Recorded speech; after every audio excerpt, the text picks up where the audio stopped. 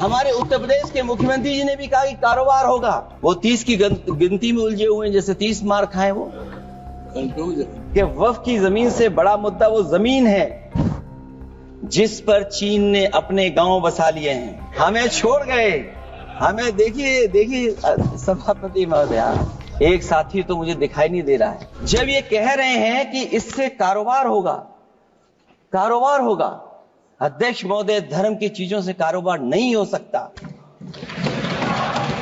हमारे उत्तर प्रदेश के मुख्यमंत्री जी ने भी कहा कि कारोबार होगा। वो 30 की गिनती में उलझे हुए हैं, जैसे 30 मार खाए वो। उनसे पूछा कि जान कितनी गई, वो 30। उनसे पूछा कि कारोबार कितने का होगा, 30 गुणा 10,000 करोड़। सोचिए, कुंभ हमारा क्या कारोबार की जगह है?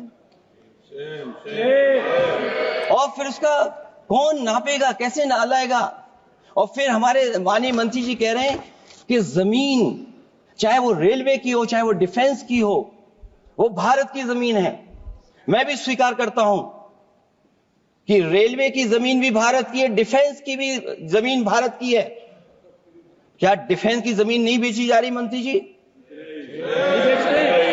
अध्यक्ष महोदय, क्या रेलवे की जमीनें नहीं बेची जा रही हैं?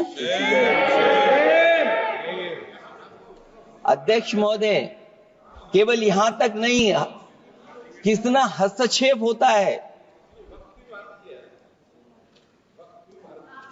वक्फ भी भारत के, इसीलिए तो कहीं ना कहीं वक्फ की जमीन से, अध्यक्ष महोदय, माननीय मंत्री जी बताएं, और मुझे उम्मीद है कि जब जवाब देंगे तो बताएंगे कि वक्फ की जमीन से बड़ा मुद्दा वो जमीन है जिस पर चीन ने अपने गांव बसा लिए हैं। लेकिन कोई बाहरी खतरे पर सवाल बवाल न करे, इसलिए ये बिल लाया जा रहा है। और माननीय मंत्री जहां से आते हैं, जिस प्रदेश से आते हैं, कम से कम ये तो बताएंगे कि वहां कितने चीन ने गांव बसा लिए, घर बन गए। सभापति महोदय, देखिए राजनीति क्या है। हमने आपका हाथ पकड़ा और हम यहां आ गए, और आप हमारा हाथ छुड़ा करके वहां चले गए। इसलिए देखिएगा कब हमारा इनका हाथ मिल जाए। ये कहना चाहता हूं कि वक्फ बिल भाजपा के लिए वाटरलू साबित होगा, क्योंकि ऊपर से तो हाँ कह रहे हैं, लेकिन अंदर ही अंदर बहुत सारे साथी सहमत नहीं है। वक्फ बिल के आने से पूरी दुनिया में एक गलत संदेश भी जाएगा। इससे देश की सेकुलर इमेज को बहुत धक्का लगेगा। वक्फ बिल भाजपा की नफरत की राजनीति का एक और अध्याय है।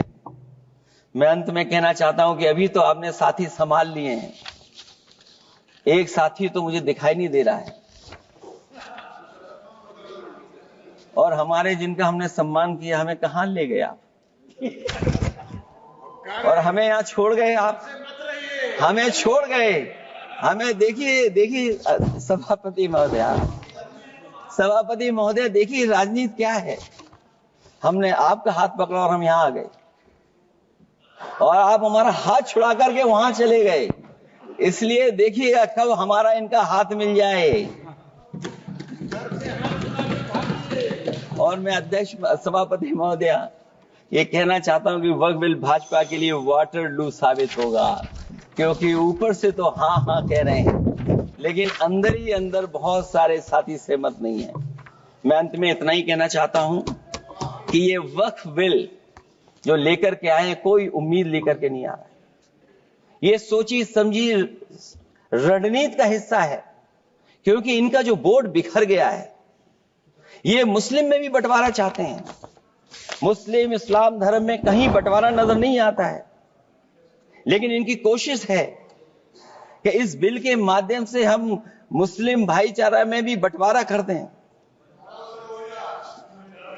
बंटवारा तो पीडीए करेगा। अभी देखिएगा सभापति महोदय, हमारे एक सदस्य कह रहे थे कि चुनाव बहुत अच्छा होता है। इनसे बेहतर किसने चुनाव देखा होगा? चलिए, धन्यवाद। वोट ही नहीं डालने दिया। सभापति महोदय, मैं धन्यवाद देता हूं। मैं और अपने दल और साथियों के साथ कहता हूं कि समाजवादी पार्टी बिल का विरोध करती है। वोट पड़ेगा तो हम इसके खिलाफ वोट डालने जा रहे हैं।